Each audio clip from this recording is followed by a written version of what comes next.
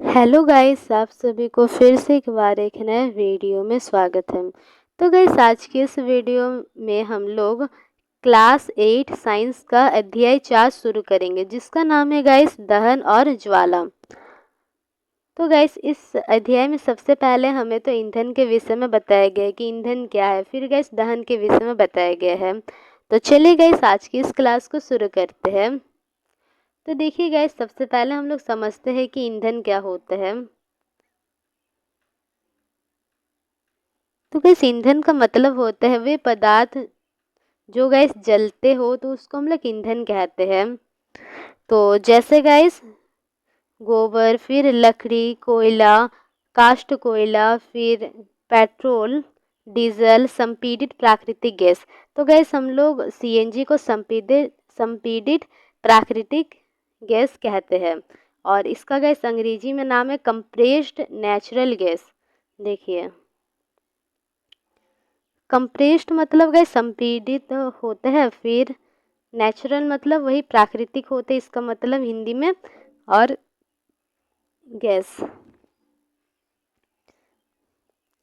तो गैस अब बताया गया है इसके बाद वाला लाइन में कि जब गैस हम लोग मोमबत्ती को जलाते हैं तो मोमबत्ती को जलाने पर गैस हमें मोमबत्ती पर एक लो दिखाई देते हैं, जबकि गैस जब हम लोग कोयला को जलाएंगे तो उस स्थिति में गैस हमें ना ही ज्वाला दिखेगा ना ही कोई लो वगैरह दिखेगा। तो ज्वाला का मतलब गैस आग होता है।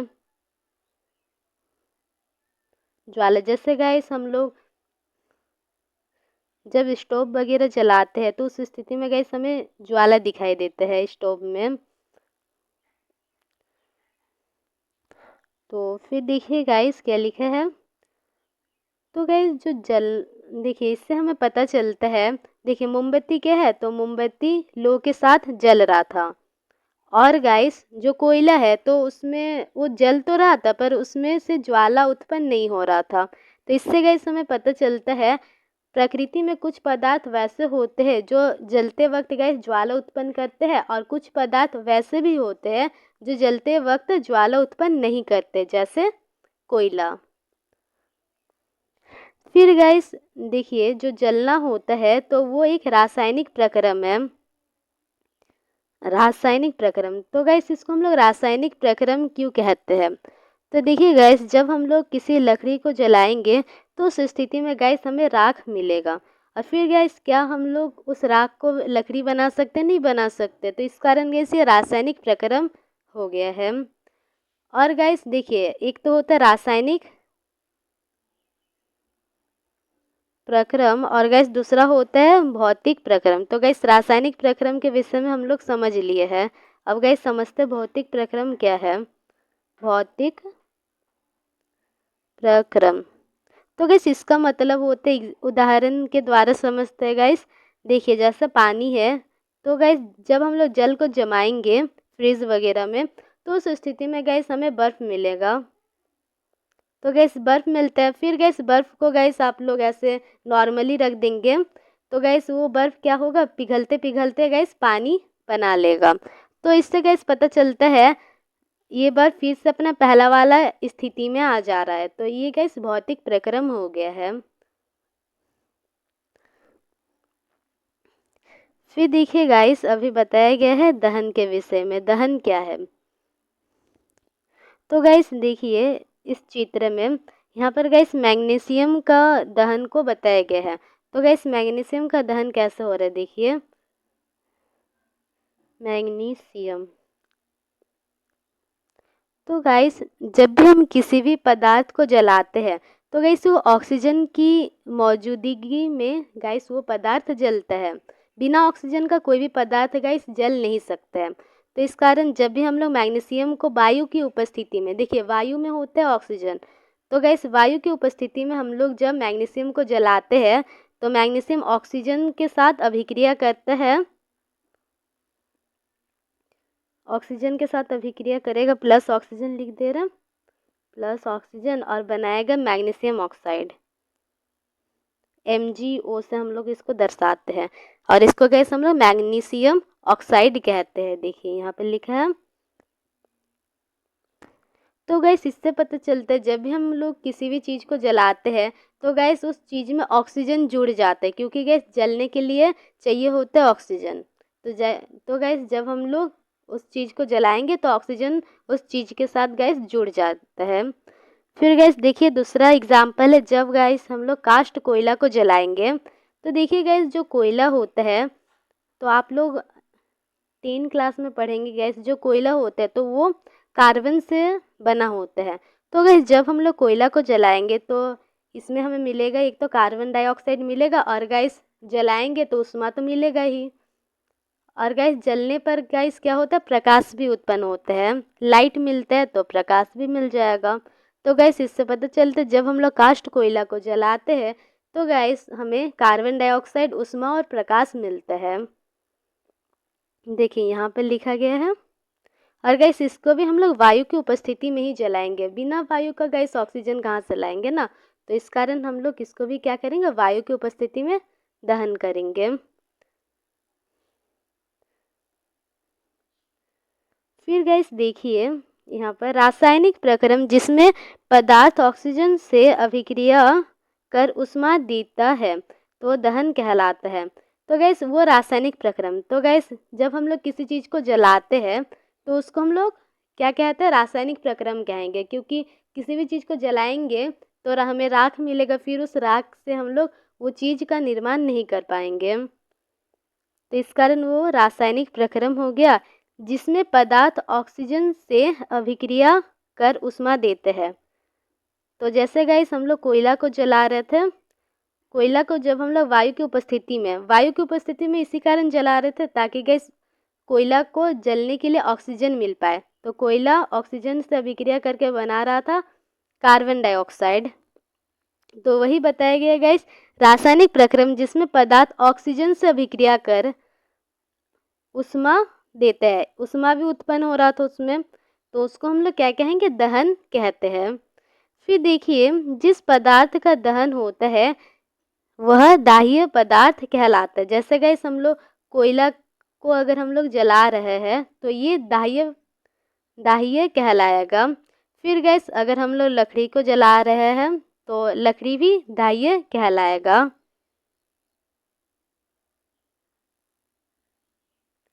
फिर देखिए इसे ईंधन भी कहते हैं। तो गैस वे पदार्थ जिसको हम लोग जलाते हैं और गैस उसको जलाने पर हमें उष्मा मिलता है तो उसको हम लोग क्या कहेंगे, ईंधन कहेंगे। तो दाह्य को हम लोग ईंधन भी कहते हैं। अगर हम लोग ठोस ईंधन का बात करते हैं तो इसमें आ गया लकड़ी, कोयला, तो गैस ये सब ठोस ईंधन है। फिर गैस अगर हम लोग द्रव ईंधन का बात करते हैं तो इसका उदाहरण हो जाएगा केरोसिन। केरोसिन गैस जलता है। फिर गैस का बात करते तो एलपीजी गैस, तो ये हो गया इसका उदाहरण। फिर देखिए गैस क्या लिखा है,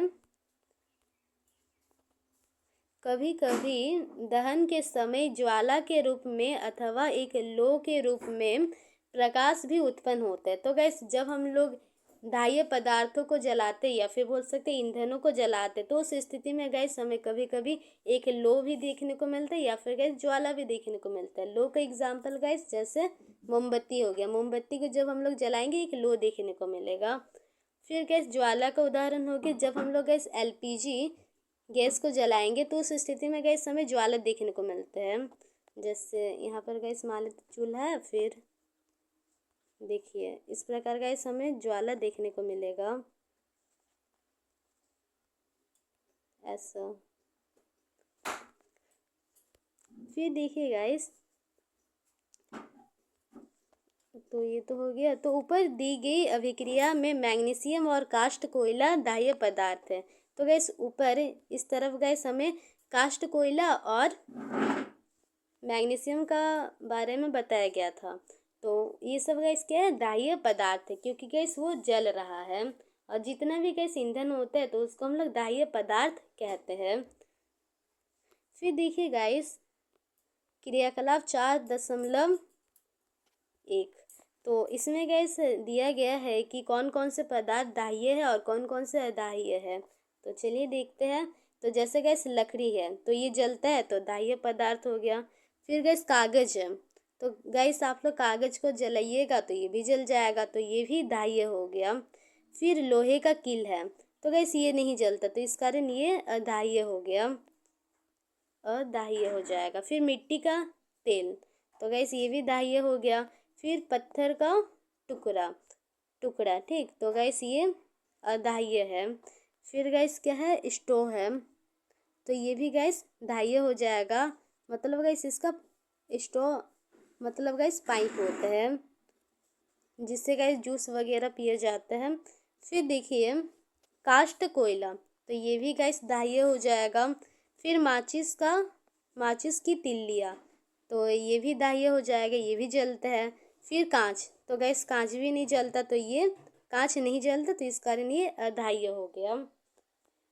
फिर गैस देखिए और एक क्रियाकलाप दे रखा है, क्रियाकलाप 4.2, तो इसमें गैस देखिए 3 स्थितियों के विषय में बताया गया है।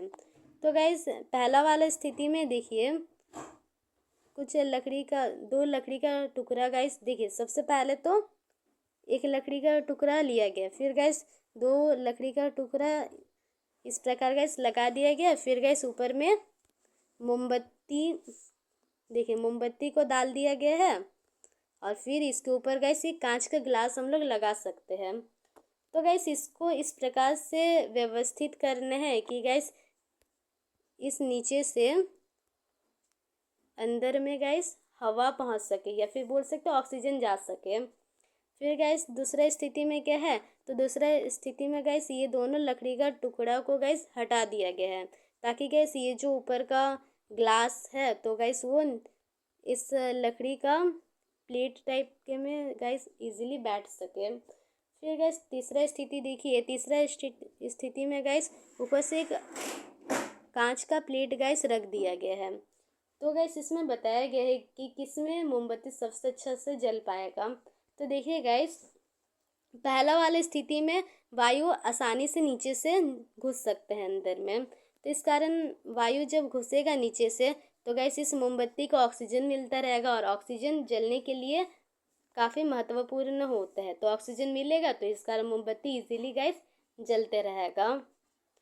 फिर गैस दूसरा स्थिति में क्या हो रहा है, देखिए दूसरा स्थिति में गैस इस लकड़ी पर गैस पूरी तरह से ये गिलास चिपका हुआ है, तो गैस अंदर में वायु नहीं घुस सकता है, या फिर थोड़ा बहुत घुसेगा। गैस इस कारण ये मोमबत्ती धीरे धीरे बुझना शुरू हो जाएगा। इस कारण देखिए गैस यहाँ से धुआं निकल रहा है, बुझ रहा है धीरे धीरे। और फिर गैस जब इसके ऊपर गैस प्लेट रख देंगे तो गैस नीचे में इसके नीचे थोड़ा सा भी अगर खाली स्थान बचा होगा तो गैस वो भी चिपक जाएगा, जिसके कारण गैस थोड़ा सा भी वायु अंदर में नहीं घुस पाएगा, और ये मोमबत्ती गैस पूरी तरह से बुझ जाएगा। तो गैस ये 3 स्थितियाँ का मतलब गैस ये है कि ऑक्सीजन की उपस्थिति में ही गैस कोई भी चीज़ इजीली गैस जल सकता है। फिर देखिए नीचे में हम पाते हैं कि दहन के लिए वायु आवश्यक है। अवस्था ए, तो देखिए ये पहला अवस्था ए है, अवस्था बी है और अवस्था सी है। तो अवस्था ए में मोमबत्ती निर्बाध रूप से जलती है। निर्बाध मतलब बिना कोई रुकावट का मोमबत्ती जलता है, क्योंकि गैस उसको इजीली वायु मिलता रहता है। जबकि वायु चिमनी के नीचे से प्रवेश कर सकती है। तो गैस यहाँ पर चिमनी बताया गया इसको, तो गैस इस चिमनी के नीचे से ये वायु गैस क्या हो रहा है, प्रवेश कर रहा है और मोमबत्ती तक पहुँच जा रहा है। फिर देखिए अवस्था बी में जब चिमनी में नीचे से वायु प्रवेश नहीं कर पाती है तो ज्वाला में कंपन होता है और गैस धुआं उत्पन्न होता है, मतलब धीरे धीरे वो बुझ रहा है। फिर अवस्था सी में क्या होता है, अवस्था सी में ज्वाला बुझ जाती है क्योंकि उसे वायु उपलब्ध नहीं हो पाती है। तो गाइस इसी के साथ आज के ये क्लास ख़त्म होता है। तो गाइस अगर आपको ये वीडियो अच्छा लगा तो इस वीडियो को लाइक कर दीजिए, और ऐसे वीडियोस के लिए चैनल को भी सब्सक्राइब कर लीजिए।